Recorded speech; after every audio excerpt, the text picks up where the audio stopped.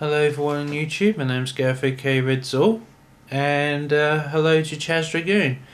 As you know, I watched your video and I have to say, well, keep up the good fight, and hopefully when it comes down to the Supreme Court, or is it Superior Court? I don't know. When it comes down to that, hopefully freedom of speech will still be in video games, you know, the First Amendment. But anyways, on to the my opinion that I'm going to talk about, which is basically about violent video games and kids, or children, or people that are underage in general. And you know, you've all heard these sort of basic things on the news, you know. Little Timmy, by the age of 6, played GTA. After playing it, he went to get his father's gun, went out of the house and shot some people. And when the police came by to see what he's done, he said to the police, "I thought there was a reset button." Yeah. The bottom line is, when it comes to young individuals playing video games, you always must need the parents there. I mean, come on, this is just common sense, it really is.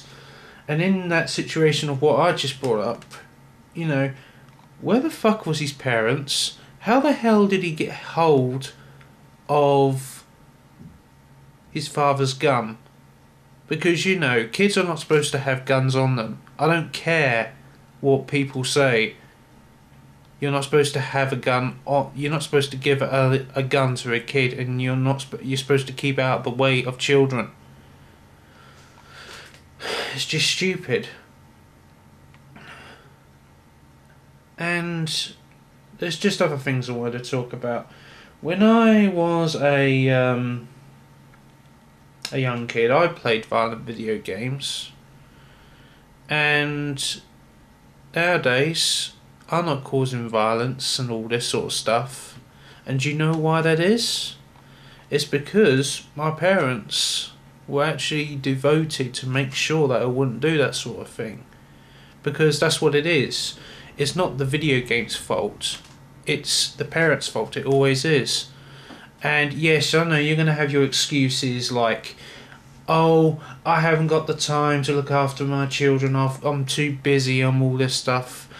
Bullshit. Complete and utter bullshit. If my parents can go out the way and observe me playing a violent video game of GTA when I was a little one, then you can do the same thing, because my parents are just as busy, they're just as, you know, doing all their work and stuff, and you know, they spend time with me. And what they did with me is, when I was playing a violent video game, they told me, basically, you know not to do this in real life, right? You know, you do not do the stuff that you're doing on the screen. And they had to say that to me because, you know, it's you have to say that to your children, you really do.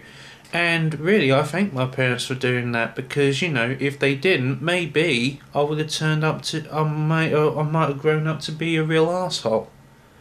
You know, sadistic arsehole, which I'm not. And another thing, it is so easy to point the finger at a violent video game company and say it's their fault. No. Absolutely not.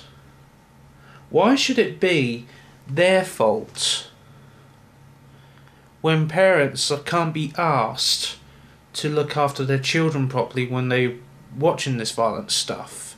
And, you know, people just blaming one thing, like to get rid of the Constitution in video games, that is stupid. Do you know why?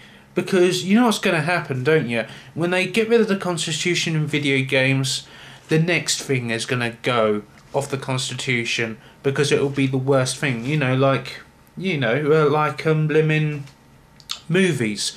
Oh no, violent movies are the worst thing ever, and they influence little child's minds. So what are they going to do when they get rid of video games from the Constitution? Are they going to get rid of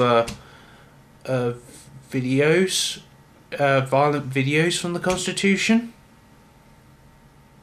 And then after they do that, maybe, I don't know, maybe art, maybe that as well, and and all that sort of stuff, because what is going to happen, what I feel will happen is that if people allow, if this gets allowed, then people are going to be sensitized, making people more sensitive in the future, because they are not used to seeing the violence, and as they get more sensitized, they become more sensitive and more offended to things. It is a good and healthy thing to be desensitized, because being desensitized makes you deal with things a lot easier. Hence with things like GTA and all that. The only reason why people are so angry about it and upset about it is because it's like one of the highest violent levels we have ever had in video game history. That is the only reason. It's like, oh my god, I've never seen this sort of violence before in a video game. It's so shocking. You know what? If this freedom of speech thing still stays in video games, you would just look at it and say, that's not violent about 5 years from now. In 5 years' time, you'll think, GTA 4 is not violent. GTA, shall we say, 7 is violent. It makes GTA 4 look like a puppy dog. And it's just going to keep on and on and on. When a new shock factor comes into something, someone's always going to go, up in arms, saying, this is the most horrible thing ever. Well, you may be saying that now, but in the future, you won't be saying that, because, of course, things are going to up a bit and all that sort of stuff. And what gets me about it is that, video games are not even real. And, it's not as if, you kill a virtual character and someone outside in real life dies. It's just stupid. There's more important things in the world to worry about than violent films, violent artwork, violent video games, and etc. etc. There is more vile things in the world than that. So why try to censor it? It's stupid. When you have a war when you have things like wars going on in the Mideast and other places all over the world, when you have violent stuff that is real,